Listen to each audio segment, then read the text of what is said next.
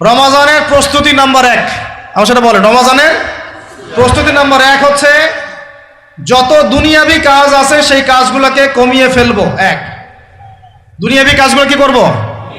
মানে দুনিয়াবি যত কাজ, যত ব্যস্ততা যা আছে এগুলোকে কমায় নিয়ে আসবো, যাতে রমজান মাসে আমাকে বেশি বাইরে দুনিয়াবি প্রয়োজনে বাইরে বের হইতে না হয়, বেশি ব্যস্ততা আমাকে দুনিয়ার জন্য না করতে হয়।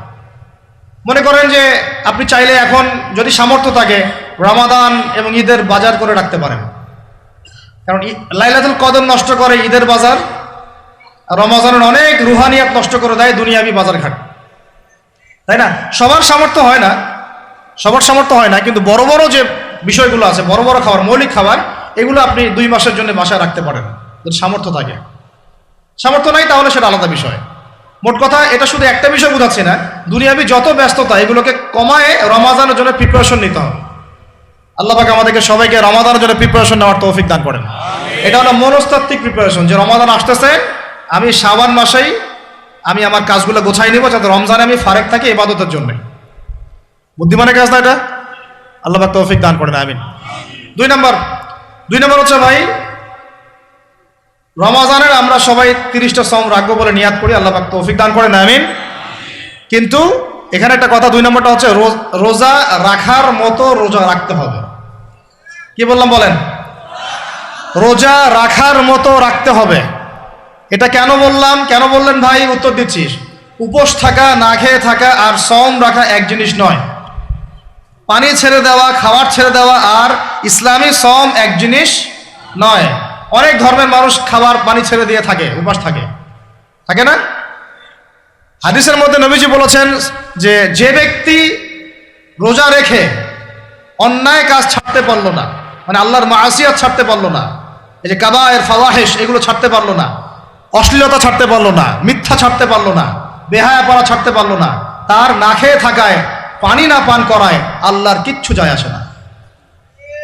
আর রোজার বিষয় বুঝলাম। রোজা কাকে বলে ভাই? মানে রোজা মানে হচ্ছে আমি আল্লাহ পাকের সমস্ত নিষেধ ছেড়ে দিব। কি করব? আল্লাহর সমস্ত নিষেধ।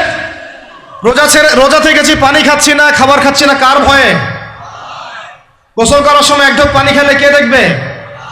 এই চেতনা তখন কাজ করে না? চুপ করে 1 লোকমা ভাত খেলে কে দেখবে? কেউ দেখবে? আল্লাহ ছাড়া কেউ দেখবে? কেউ দেখবে না। তারপর আপনি খান না কেন? কারণ আপনি অনুভব করেন যে আল্লাহ পাক আমাকে দেখছেন। এটাই হলো ইহসান। এটার নাম কি? ইহসান। এটাই বলা হচ্ছে হাদিসে জিবরিলের মধ্যে, আনতা আবুদুল্লাহ কাআন্নাকা তারাহ, তুমি এমন ভাবে আল্লাহর ইবাদত করো যেন তুমি আল্লাহকে দেখতে পাচ্ছ। ওয়া ইল্লাম তাকুন তারাহু, তুমি যদি আল্লাহকে দেখতে না পারো জেনে রাখো ফাইন্নাহু ইয়ারাক, আল্লাহ পাক তোমাকে দেখছেন। এটাকে বলে আল্লাহ কনসিয়াসনেস বা ইহসান বা তাকওয়া। আর তাকওয়া হাহুনা, তাকওয়া কোথায়? এখানে। আপনি সওমের 8টা পড়েন, কুতিবা আলাইকুমুস সিয়াম কামা কুতিবা আলাল লাযিনা মিন ক্বাবলিকুম লাআল্লাকুম কি তাত্তাকুন, তোমাদের উপর সওমকে ফরজ করা হয়েছে ঠিক যেমন করে আগের উম্মতদের উপরেও করা হয়েছিল। উদ্দেশ্য হচ্ছে লাআল্লাকুম তাত্তাকুন, যাতে করে তোমরা তাকওয়া অবলম্বন করতে পারো। তাকওয়া মানে আল্লাহ কনসিয়াসনেস, এই যে আমি খাচ্ছি না, পান করতেছি না, আমি বিশ্বাস করি আল্লাহ আমাকে দেখতেছেন, এই তো। সেই বান্দা কেমন করে রমজান চলে গেলেই বেনামাজি থাকতে পারে? রমজান চলে গেলে কি আল্লাহ তাকে আর দেখে না? সেই বান্দা কিভাবে সুদ খায়, তখন কি আল্লাহ তাকে দেখে না? সেই বান্দা, একই বান্দা কিভাবে জেনা করতে পারে? মেয়েকে নিয়ে কেমন করে বাইকে ঘুরতে পারে? কেমন করে গায়রা মাহরামের সাথে আমরা করতে পারি, ফ্রি মিক্সিং করতে পারি? কেমন করে সে সমকামিতার দিকে ধাবিত হতে পারে? কেমন করে সে জুয়া খেলতে পারে? কেমন করে সে মাদক খাইতে পারে? কেমন করে সে আল্লাহ দ্রোহী আইন বাস্তবায়ন করতে পারে? যদি সে এই চেতনা থাকে যে আল্লাহ আমাকে দেখছেন, এই চেতনাটাকে বদ্ধমূল করার জন্যই রমাজান আসে। বলেন সুবহানাল্লাহ। আমি কি বুঝাতে পারলাম রোজা রাখার উদ্দেশ্যটা কি? ওই জিনিসটাকেই আমাদের ভিতরে ইনস্টল করাই হলো উদ্দেশ্য। লাআল্লাকুম, অবশ্যই বলেন লাআল্লাকুম তাত্তাকুন। তাকওয়া কি কিনতে পাওয়া যায় বাজারে? এই যে আল্লাহ পাক আমাকে দেখছেন, আমি খাবো না, আল্লাহ আমাকে দেখছেন, আমি পান করতে পারবো না, আমার রেস্ট্রিকশন আছে, পিপাসায় গলা ফেটে যাচ্ছে একেবারে রোদের মধ্যে, তাও খাচ্ছি না কেন? কার ভয়ে? ওইটাই জীবনের সব ক্ষেত্রে বাস্তবায়ন করার জন্যই রমজান আসে। বুঝতে পারি নাই মনে হয়? ওই চেতনাটাই, একই চেতনাটাই জীবনের সবগুলো কাজে বাস্তবায়ন করার জন্য কি আসে?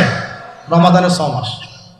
আমরা শুধু রোজার ফজিলত নিয়ে বয়ান করি, রোজা রাখলে 70 গুণ নাকি হবে না, 70 গুণ হবে, 700 গুণ বাড়াই দিবে। মূল কথা ফজিলত তো ফজিলত পাবোই, মূল কথা এইটা, তাকেও অবলম্বন করতে হবে। আল্লাহ পাক আমাদেরকে তৌফিক দান করেন। কয়টা বলছি বলেন ভাই? 2টা মনে থাকবে। 1, দুনিয়াবি কাজ কমায় ফেলা। 2, কি রোজা রাখার মতো রাখা। 3 নাম্বার হচ্ছে, এটা আমার নিজস্ব একটা পরামর্শ আর কি। 3 নাম্বার হচ্ছে, রোজা রাখার জন্য আমাদের সাহারি করতে হয়, ইফতার করতে হয়। এই তো আল্লাহর ওয়াস্তে সাহারি এবং ইফতারে মুসলমানের মতো খাবার খাবেন, জানোয়ারের মতো খাবার খাবেন না। সাহারি এবং ইফতার এই দুটোতে কি খাবেন? মুসলমানের মুমিনের মতো খাবার খাবেন, জানোয়ারের মতো খাবার খাবেন না। আল্লাহ পাক বোঝার তৌফিক দান করেন। মানে আমরা কিন্তু সাহারিতে কি করি জানেন? 7 পেট খাই। কয় পেট? নবীজি বলেছেন খাবে পেটের 1 ভাগ খাবার, 1 ভাগ পানি, 1 ভাগ, আবার বলি 1 ভাগ খাবার, 1 ভাগ পানি, 1 ভাগ। কার পেট খালি আছে এখন খাওয়ার সময় খাওয়ার টেবিলে? আমাদের ওস্তাদরা বলেন যে মুসলিম উম্মাহ, আমাদের ওস্তাদরা বলেন যে মুসলিম উম্মাহ খাবার টেবিলে হেরে গেছে, সে কখনো জিহাদের মাঠে জিততে পারবে না। বুঝতে পারেন নাই? বুঝতে পারলাম না মনে হয়। যারা খাবারের টেবিলেই হেরে গেছে, এখানেই তো আপনি সুন্নাহ মাফিক খাইতে পারতেছেন না, প্রবৃত্তির কাছে হেরে গেলেন, গপ গপ গপ গপ করে খাচ্ছি 7 পেট ভর্তি করে। এখানে তো খাবারের সামনেই হেরে গেলাম, প্রবৃত্তির সামনে। সে আবার কাফেরদের সাথে জিতবে কেমনে? জিতবে আগে নিজের প্রবৃত্তির উপর জিহাদে তো জিততে হবে। আমার মন চাচ্ছে যে না করি, করবো না, এটার নাম জিহাদ, এটাও জিহাদ। মন চাচ্ছে সুদ খাই একটু, খাবো না, এটার নাম কি? জিহাদ।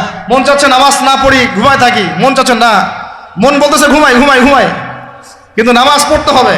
এই যে উঠলাম, ওযু করলাম, গেলাম, এর নাম কি? এটাও এক প্রকার কি, বরং নফসের সাথে জিহাদটা অনেক বড় জিহাদ বলা হয়েছে, বলা হয় নাই? এটা মানুষকে শক্ত করবে। একটা মেয়ের সাথে প্রেম করতে মন চায়, করবো না, ওকে দেখবো না, যাবো না কাছে, এটা শক্ত থাকার নাম কি?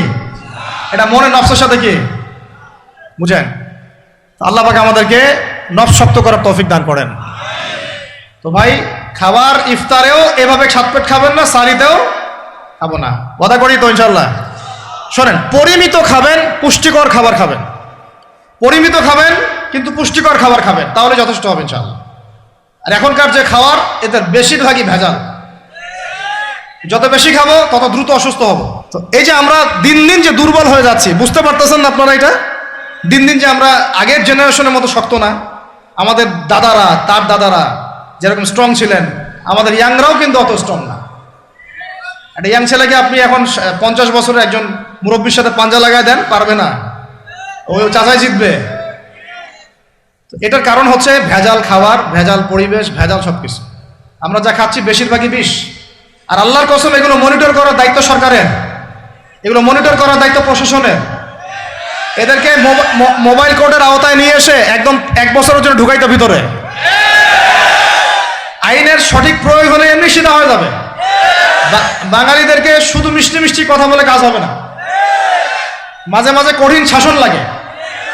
বড় বড় কান্ট্রিগুলো আপনারা দেখে আসেন, মনে করেন রাস্তায় ড্রাইভিংয়ের সীমা দেওয়া আছে 100 কিলো, ওরা যদি 110, 120 চালায়, কেউ কিচ্ছু বলবে না, কোনো ট্রাফিক পুলিশও নাই। মোবাইলে একটা মেসেজ চলে আসবে যে তোমার এই 1500 রিয়াল, 2000 রিয়াল জরিমানা করা হয়েছে। দিবানা ড্রাইভিং লাইসেন্স বাতিল, ওটা বাতিল তো হবেই, 6 মাসের জন্য জেল খাটবা, বাপ বাপ করে টাকা দিয়ে আসবে। টাকা না দিলেও আর ভয়ে চালাবে না, বাবারে বাবা, একবার 1500 রিয়াল খাইছি, আবার খাওয়া যাবে।